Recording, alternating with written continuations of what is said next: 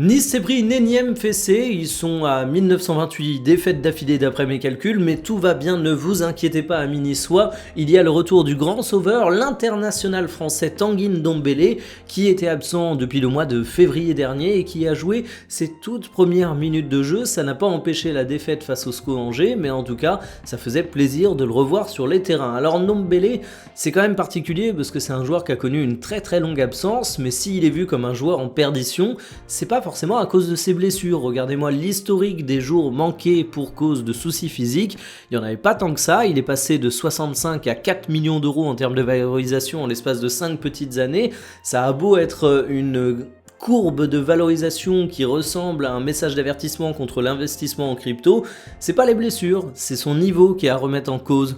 Si on regarde ce qu'il avait fait la saison dernière avec un graphique assez représentatif de sa qualité footballistique qui nous vient du site Datascout, c'était pas un mauvais joueur, très loin de là, mais c'était pas le meilleur milieu de terrain du monde. Son retour, ça va pas changer le visage de l'OGC Nice, mais c'est une équipe qui aujourd'hui est tellement en perdition que tu te dis que ça pourrait aider.